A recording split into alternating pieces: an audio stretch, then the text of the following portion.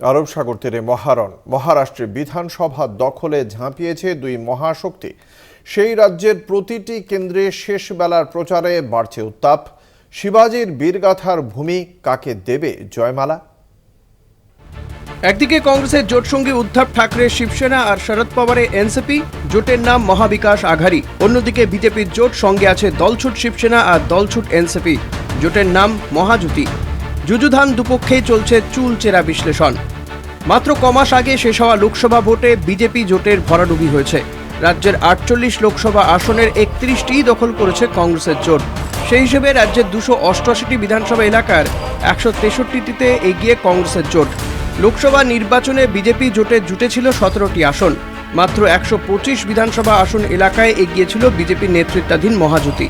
বিধানসভা ভোটে দুপক্ষই নানা প্রতিশ্রুতির ডালা নিয়ে হাজির। সে রাজ্যে মাঝি লড়কি বহিন যোজনায় মহিলারা মাসে পাচ্ছেন 1,500 টাকা।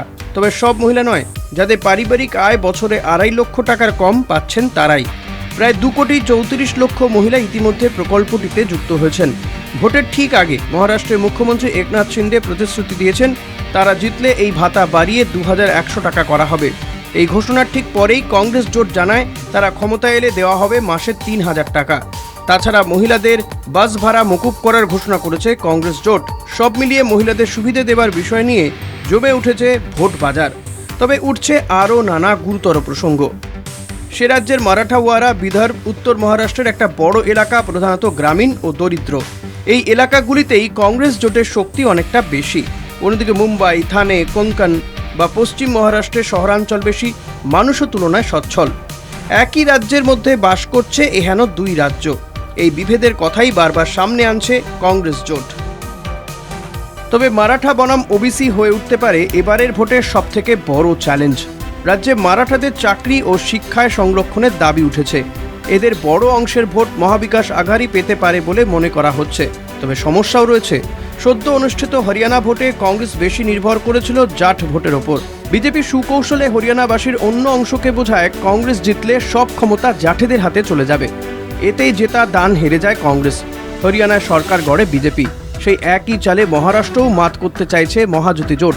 তারা বোঝাচ্ছে কংগ্রেস জোট জিতলে সব ক্ষমতা পেয়ে যাবে মারাঠারা। আর এই মন্ত্রে ওবিসি ভোট পেতে চাইছে হিন্দুত্ববাদী শিবির। মহারাষ্ট্রে জনসংখ্যার প্রায় 80% হিন্দু এবং 12% মুসলিম। বৌদ্ধ প্রায় 6%, রয়েছে জৈন, খ্রিস্টান, শিখ, পার্সি, ইহুদি সম্প্রদায়ের মানুষেরা।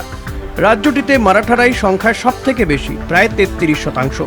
তপশিলি জাতি 13%, আদিবাসী 7%। অন্যান্য অনগ্রসর শ্রেণী বা ওবিসিভুক্ত মানুষ 19%, বিমুক্ত জাতি ও যাযাবর সম্প্রদায় 13%। মারাঠা ও মুসলিমরা মিলে জনসংখ্যার 45%। আবার বিমুক্ত জাতি ও যাযাবর বাদে বাকিরা জনসংখ্যার 42%। এই হিসেবের আলো ছায়া সম্ভাবনার শিল্প হয়ে উঠেছে মহারাষ্ট্রে। তবে শেষ বিচারে ভোট ট্রান্সফারটাই এক্স ফ্যাক্টর হতে চলেছে। লোকসভা ভোটে অজিতপন্থী এনসিপি এবং বিজেপির মধ্যে ঠিকমতো ভোট ট্রান্সফার না হওয়াটাই ওই জোটের খারাপ ফলের জন্য দায়ী। এবারও বিজেপি ও দলছুট এনসিপির মধ্যে জোর বিরোধ চলছে। যদি দলছুট এনসিপির ভোট জোটসঙ্গী অপর দলে প্রার্থী না পায়, তাতে কিন্তু ধুপ করে নিভে যেতে পারে বিজেপির বুক ভরা আশা। কলকাতা টিভি।